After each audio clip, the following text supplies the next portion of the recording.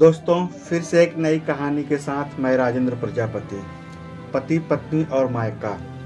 यह कहानी पति पत्नी के जोड़े की जिंदगी पर आधारित है। बेहद ही भावपूर्ण और इमोशनल कहानी है। बहुत ही अच्छा लगेगा। रीता ने अपनी माँ से कहा, मुझे पहले लड़के की तस्वीर दिखाओ माँ, फिर मैं फैसला करूंगी हाँ या ना का। माँ ने रीता की तरफ देखा।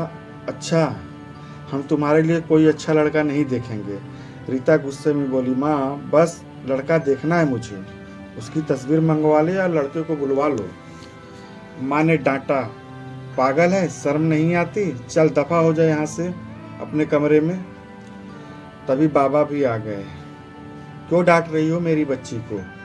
रीता बाबा के पास आ गई और जाकर कहने लगी, बाबा मुझे लड़का देखना है। बाबा ने मुस्कुरा कर कहा, हाँ बेटी, तुम्हारी मर्जी से ही करेंगे तुम्हारी शादी। कल मैं उसकी तस्वीर मंगवा लूँगा। लड़का वैसे लड़का अच्छा है, अपना होटल है, पढ़ा लिखा है, प्यारा है, लेकिन रीता को तो बस लड़का देखने का जिद था। लड़का तो प्यारा ही था। रीता ने शादी के लिए हाँ कर दी। 10 दिनों में ही रीता की शादी हो गई। रीता और सुशील का अरेंज मैरिज था। कभी मुलाकात हुई ना, कभी कोई बात हुई, कभी एक दूसरे को मिले भी नहीं।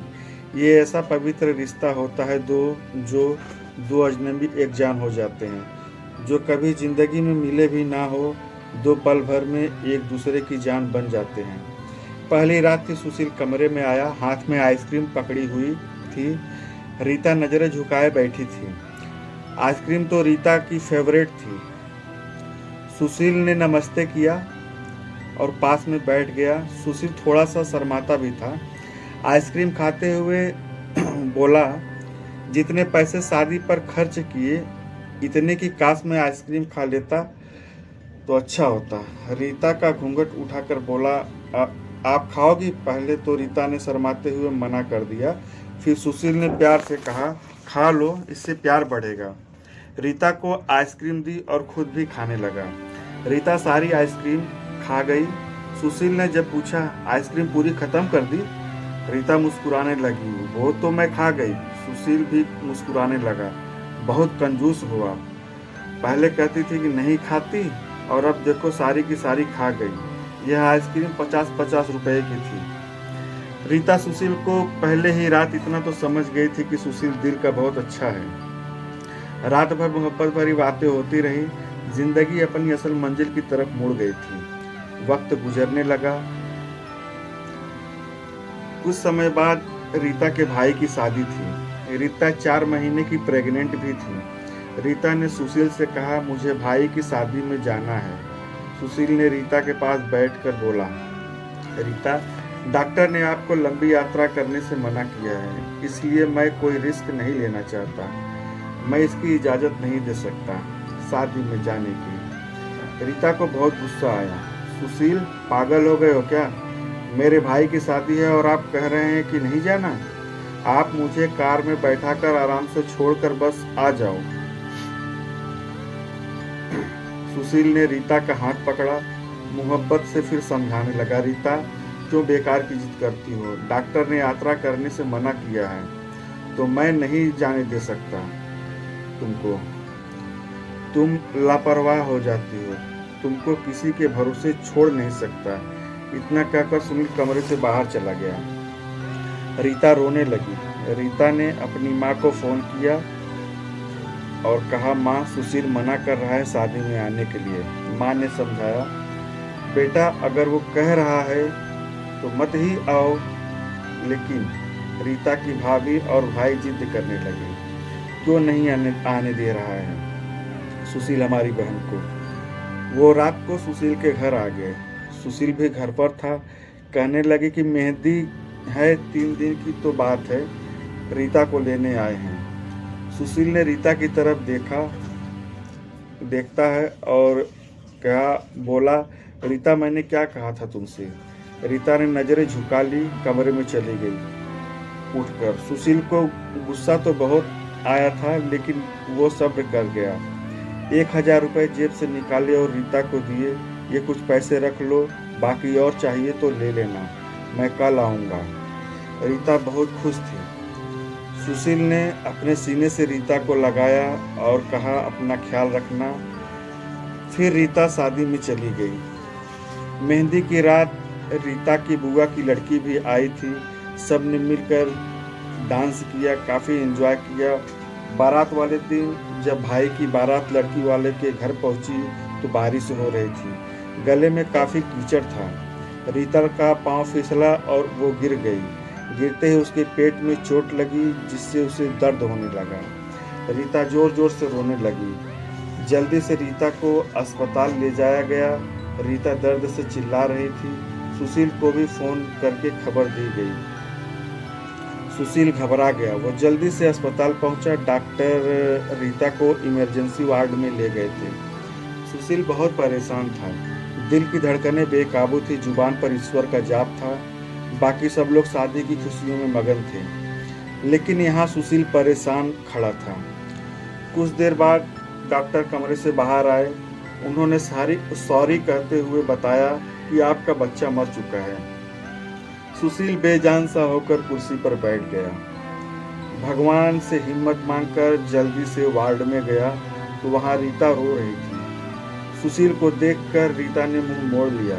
सुशील जाकर पास में बैठा और सर पर हाथ फेरने लगा और रीता को चुप कराने लगा। रीता, रोना बंद कर दो।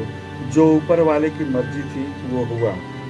रीता फूट फूट कर जोर जोर से रोने लगी। सुशील, मुझे माफ कर दो, मुझसे गलती हो गई। सुशील ने आंसुओं से भीगी हुई पलकों को चूम लिया।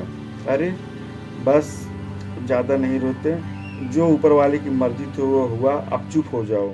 खुद को गुनहगार मत समझो। लेकिन रीता खुद को गुनहगार समझ रही थी। अपने बच्चे और सुशील समझाने लगा। सुशील ने उसका सर अपने गोद में रख लिया। चुप हो जाओ, चुप हो जाओ, चुप कराने लगा। रीता कुछ देर के बाद रीता को लेकर घर चला आया। शादी खत्म हुई, सब घर आ गए। रीता का हाल पूछने पर खुद पर इल्जाम दे रही थी। सुशील ने मुझे रोका था माँ, जिद करते रही मैं शादी में जाने के लिए। अगर मैंने उसकी बात मान ली होती तो आज ये दिन न आता, मैं अपना बच्चा न खोती। सुशील समझ रहा था रीता धीरे धीरे बहुत दुखी थी और खुद को कसूरवार ठहरा रही थी। इसलिए सुशील प्यार से समझाता रहा रीता को, अरे पगली, खुद को परेशान मत करो। ये ऊपर वाली की मर्जी थी, हो गया। ऊपर वाला चाहेगा तो वो हमें फिर से औलाद जरूर देगा। रीता सुशील की आंखों में देख रही थी। सुशील, आप इतने अच्छे हैं। मैंने इतना गलत किया फिर भी आपने मुझे डांटा तक नहीं, कुछ कहा भी नहीं। सुशील ने लंबी सांस ली, मुस्कुरा कर बोला, जब तुमने मेरी बात नहीं मानी तो फिर अब क्या फ़ायदा। तो रीता, अब कुछ कहने से क्या फ़ायदा। रीता समझ रही थी कि सुशील का ये खामोश गुस्सा था। 1 साल बाद फिर ऊपर वाले ने उनको बेटा दे दिया। सब बहुत खुश थे। सुशील बाहों में बच्चे को उठाकर झूमने लगा। अपने बेटों को रीता के बेड पर से लेटी हुई सुशील की आंखों से बेटे की मोहब्बत में निकलते आंसू देख रहे थे। जिंदगी में अच्छे दिन आते हैं, लेकिन अक्लमंद वही होता है जो खुद को हालात में ढाल लेता है। सुशील के 2 भाई और थे जो सुशील से अमीर थे। उन दोनों भाइयों का अपना अच्छा खासा बिजनेस था, लेकिन सुशील का छोटा सा होटल था जिससे बस गुजारा हो रहा था। रीता ने जिद की सुशील से कि बच्चे को गर्मी लगती है, इसलिए यह बहुत रोता है, मुझे कमरे में एसी लगवा कर दे दो। सुशील ने सिर पर हाथ रखा। अरे रीता, पागल हो गई हो क्या। मेरे पास इतने पैसे नहीं है कि मैं एसी लगवा सकूं।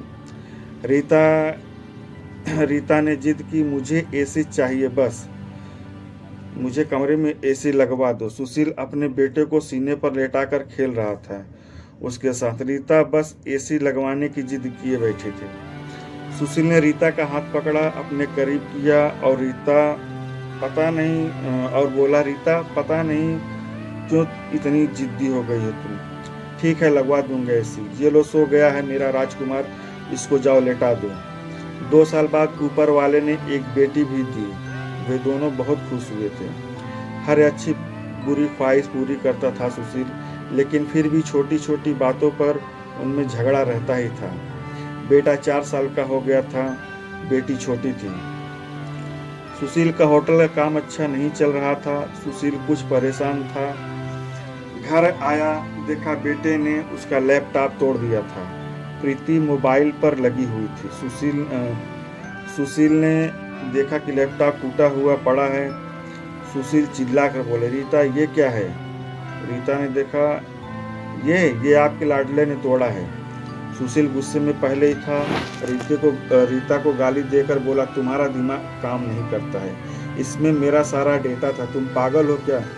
जाओ अच्छा खाना लेकर आओ, उठो जाओ।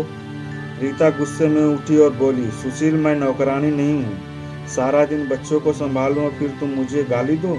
सारा दिन इतना काम करो और कदर इतनी सी भी नहीं, गाली दे रहे हो?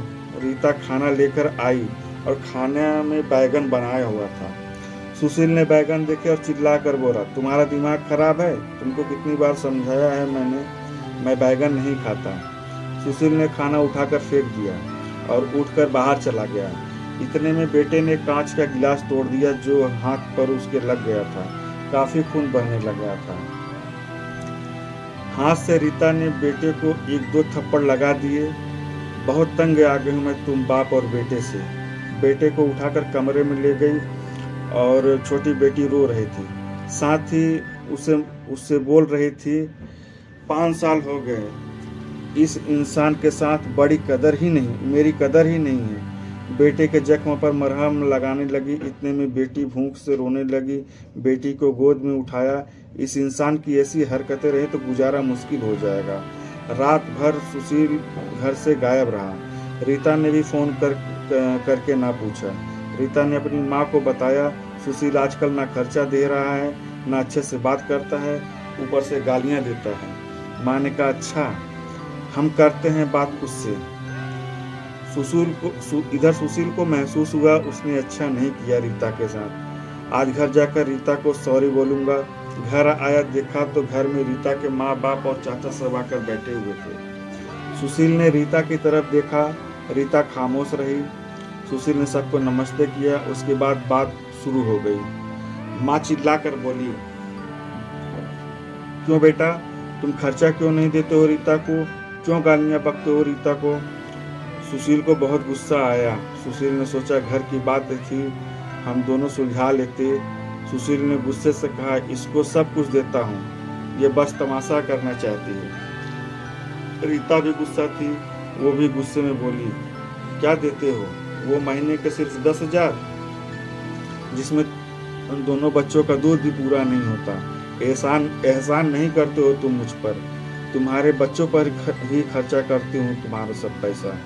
बहस इतनी बढ़ गई कि सबके सामने सुशील को गुस्सा आया और रीता को थप्पड़ मार दिया। रीता की माँ को बर्दाश्त नहीं हुआ। वो अपनी बेटी को साथ ले गई, दोनों बच्चे भी साथ ले गई। सुशील ने भी ना रोका उन्हें। रीता नाराज होकर चली गई। रीता को थप्पड़ ज्यादा जोर का लगा था, निशान बन गया था चेहरे पर। माँ भी रोने लगी। न जाने पहले भी कितना जुल्म करता होगा मेरी बेटी पर ये कमीना इंसान। सुशील पहले से ही अपने होटल की वजह से परेशान था, काम ना होने की वजह से, और अब ये परेशानी ऊपर से बन गई। रीता मायके में थी, सुशील यहाँ पर था, घर में परेशान था। हालात इतने खराब हो गए कि सुशील को अपना होटल बेचना पड़ा। 2 महीने गुजर गए, दोनों ने एक दूसरे से बात तक नहीं की। दोनों गुस्से में थे। सुशील कहता, खुद गई है तो खुद वापस आए। रीता की अपनी अकड़ थी, मनाने आएगा तो जाऊंगी। दिन गुजरते गए, 8 महीने गुजर गए, कोई बातचीत नहीं हुई। सुशील का एक दोस्त ने सुशील से कहा, अगर विदेश जाना हो तो बताओ, मेरे पास एक वीजा है। हालात काफ़ी बुरे थे। सुशील ने सोचा और विदेश चला गया। अब उसका फ़ोन नंबर भी बंद हो गया। 1 साल गुजर गया, दोनों में कोई भी बातचीत ना हुई एक दूसरे के साथ। रीता भाई से खर्चा लेती, बच्चों के दूध के लिए या फिर दूसरी ज़रूरी सामान के लिए। भाई कब तक पैसे दे सकते थे खर्चा उनके भी अपने बच्चे थे। कभी रीता के बच्चे कोई नुकसान कर देते, कोई चीज़ तोड़ देते तो रीता की भाभी हजारों बातें सुनाती थी, ताने देती थी। रीता चुपचाप सुन लेती थी, क्या करती थी? आखिर किसी को कुछ बता भी नहीं सकती थी। दीपावली का दिन था। रीता ने भाई से कहा, भैया कुछ पैसे दे दो, बच्चों को शॉपिंग करवानी है। भाई से पहले भाभी पास में खड़ी थी, बोली, देखो रीता दीदी, साफ सी बात है, हमारे पास फालतू के पैसे नहीं हैं। अगर उस इंसान के साथ गुजारा नहीं है तो तलाक लेकर किसी दूसरे से शादी कर लो और यहाँ से जाओ आप। रीता उस दिन बहुत रोई थी। उसे एहसास होने लगा था कि सुशील तो मेरे लिए सर का ताज था। सुशील भी दुबई में बच्चों को बहुत याद करके रोया करता था। रीता पागल है, बस बात कुछ थी ही नहीं और तुमने ये क्या कर दिया। उधर रीता के भाई ने रीता के लिए एक आदमी देखा जिसकी पत्नी की मृत्यु हो चुकी थी, उसके 4 बच्चे थे। उसके भाई ने रीता से कहा, बस सुशील से तलाक ले लो, इस आदमी से शादी करके घर बसा लो अपना। रीता की आंखें भीग गई थी।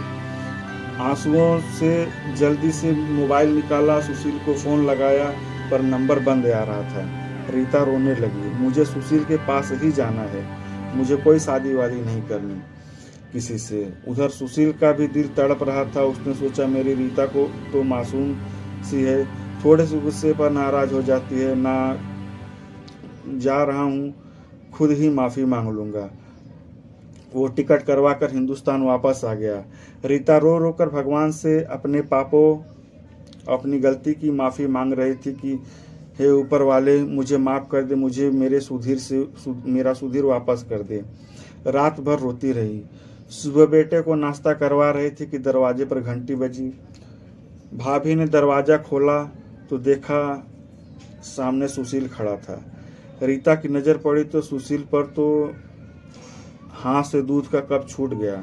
नंगे पांव दौड़ते हुए जाकर सुशील के सीने से जा लगी और चीख चीख कर रोने लगी, सुशील, मैं तुमसे बहुत प्यार करती हूँ। सुशील के पांव पकड़ लिए, माफ़ कर दो सुशील। सुशील ने रीता का माथा चूमा, आंसू साफ किए, तुम भी माफ़ कर दो, मैंने गुस्से में ज़्यादा बोल दिया था। दोनों बच्चे को सीने से लगाया। सुशील प्यार करने लगा। रीता अपने भाई और भाभी को आंखों में आंखें डालकर गर्व से बोली, मेरा परमेश्वर, मेरा हमसफर, मेरा पति मेरे पास है, आप लोगों का बहुत बहुत धन्यवाद। वो सुशील के साथ घर वापस आ गई। दोनों खुशी से सब बातें भूलकर जीने लगे। लेकिन वो इस समाज को इतना बता गए, जज्बात में जुदा हो जाना बहुत आसान है, लेकिन जुदा होकर जीना बहुत मुश्किल है। जो दर्द एक हमसफ़र महसूस कर सकता है वो कोई और नहीं समझ सकता। गलत फैसला लेकर ज़िंदगी बर्बाद ना करें, ये सब वक्त के साथ बदल जाता है। हाँ, अगर नहीं बदलता है तो हम सफ़र, अगर कोई नाराज़ है या घमंड में है तो जाओ मना लो, राज़ी कर लो एक दूसरे को, इससे पहले कि फिर देर हो जाए। अगर मेरी कहानी किसी एक के भी दिल में घर कर गई हो तो मेरा मकसद पूरा हो जाएगा। आजकल छोटी छोटी बातों पर घर उजड़ रहे हैं, अगर थोड़ी बर्दाश्त कर लें तो ऐसे घर ना उजड़ें। तो दोस्तों धन्यवाद। ऐसी ही कहानियाँ सुनने के लिए हमारे चैनल को सब्सक्राइब, लाइक और शेयर करें। धन्यवाद। जय हिंद, जय भारत।